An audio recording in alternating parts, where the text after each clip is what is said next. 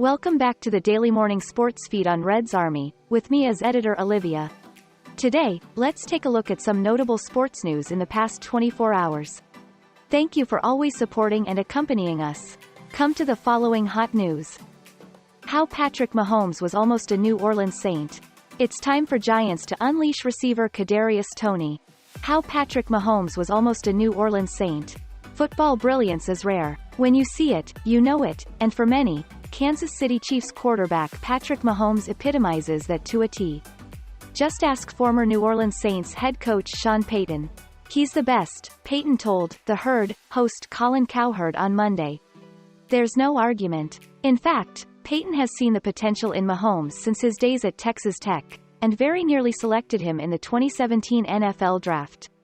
I remember scouting him in college, Payton reminisced. We watched all the tape, obviously in a tougher setting there for him because he didn't have the personnel some of these other teams did. And then after that, we sent him a playbook for days of installation. Ellipsis. We took him into a room for about half a day, and he was outstanding. Then we go out on the field, we throw, we work out, it's windy down there. He reminded me of Brett Favre, because he could torque his body and create speed on the ball without the feet having to be perfectly set. So some of these off-schedule throws he was very good at. I remember when we finished, I told my staff, we're going right to the plane. We're not stopping anywhere, no one knows we're here. That's our quarterback. Flash forward to the draft, we're picking at 11. The draft is unfolding, and, corner, Marshawn Lattimore and Mahomes are still on the board. Ellipsis. And 10 is on the clock, Buffalo's there, there's been a trade, the Chiefs climb into 10, and I turned to the room and said, here goes Mahomes. So both sides win, but he's the best I've ever evaluated coming out of college. I wrote in my report, the only thing I don't like is the squeaky voice, Payton joked. Payton's evaluation of Mahomes wasn't surprising to Cowherd, who raved about his 5-touchdown, 360-yard Week 1 performance against the Cardinals. Mahomes has a lot of competitiveness.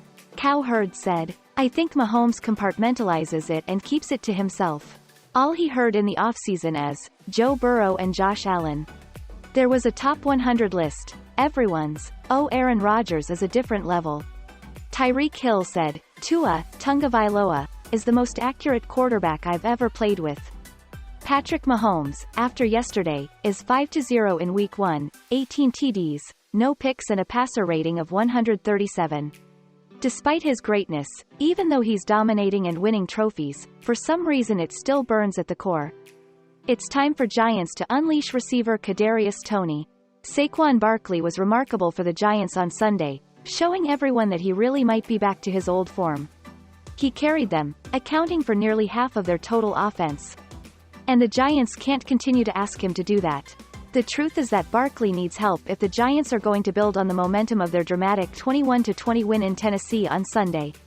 He needs a Robin to his Batman, or at least an Ant-Man to his Thor. And the unfortunate reality is the Giants don't have many players on their roster good enough to consistently help him. But they do have one. And it's past time for new coach Brian Daboll to let him out of the doghouse. This Sunday, when the 1-0 Giants return to the Meadowlands to face the Carolina Panthers, it's time for the new regime to let second-year wide receiver Kadarius Toney play. It's easy to forget, after watching him do mostly nothing in the season opener, that Toney was the Giants' first-round pick a year ago, and in the short time he played, he looked like one of the most electrifying players they've had in years. His rookie season was ruined by injuries. There were questions about his work ethic and how well he knew the playbook. To be sure, it was a very rocky year. Things apparently weren't a whole lot better this summer. Toney battled injuries again and never really seemed to win over the new coaching staff. That result was he played in just 7 snaps in the win over the Titans, even though Daboll insisted that Toney was healthy and had no issues with the playbook at all. But here's the thing, and really this should be the only thing for an offense as talent-challenged as the Giants. Toney touched the ball only twice on Sunday, and those were 2 of the most exciting plays in the game.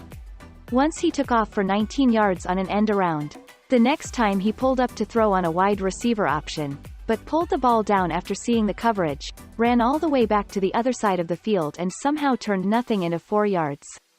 It was reminiscent of how he often turned nothing into something when he was healthy last season, particularly in his breakout game in Dallas when he was like the Energizer Bunny tearing through the Cowboys' defense for 10 catches and 189 yards. When he did that, everyone wondered why then-coach Joe Judge and his stuck in the 1970s offensive coordinator Jason Garrett had kept Toney on the sidelines for so long early in the season. And even though it's only been one game, the same question is fair for Daboll now. His best receiver on Sunday was Richie James, 5 receptions, 59 yards, who had 38 catches in his first 3 NFL seasons in San Francisco before missing last year with a knee injury. Veteran Sterling Shepard had the big play, a 65-yard touchdown catch, but he's 29, coming off a torn Achilles and was nearly cut this spring.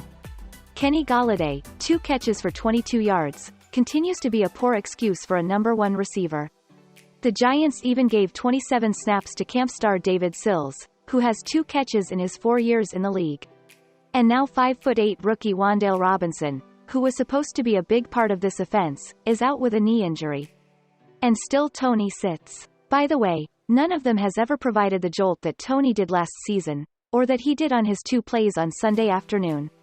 The only other electrifying player the Giants have like that is Barkley, who carried the team with 164 rushing yards and 30 receiving. He certainly can do it all, but he shouldn't have to do it alone. And he wouldn't have to, if Daboll would just let Toney out of jail.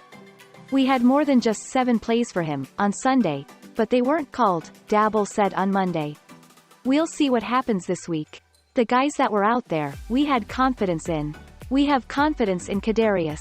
Our receiver position is a competitive situation, and it will be evaluated on a week-to-week basis. The idea that Toney's plays just weren't called is quite the passive excuse, considering Daboll could have insisted that offensive coordinator Mike Kafka call them, or he could have made sure Toney was more involved in the game plan during the week. Clearly this is about more than just a competitive situation, and it has nothing to do with personnel groups, which is how Daboll tried to explain Toney's lack of playing time after the game. It was a deliberate choice for a reason Daboll is choosing not to make public.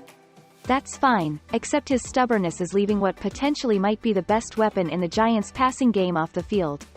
And this Giants team just can't afford to stubbornly waste a talent like that.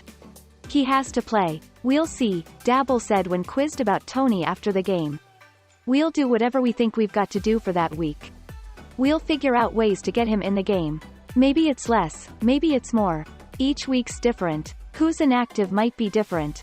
It depends on everything leading up to it, and that's why we make those decisions. That's a word salad of coach speak that clears nothing up. He sounds like he's talking about his 5th receiver, not a first-round pick who might be the most talented player outside of Barkley on the team. The Giants could use a player like Toney as they head into a 3-game homestand against 3 beatable opponents, the Panthers, the Dak Prescott-less Cowboys and the Bears the next 3 weeks. With a little bit more juice added to the Giants' offense, there's no reason they can't get through that stretch 2-2 or even 3-1. Toney has that kind of juice. He's a lightning bolt when he's part of the action. He and Barkley could end up being quite the dynamic offensive duo.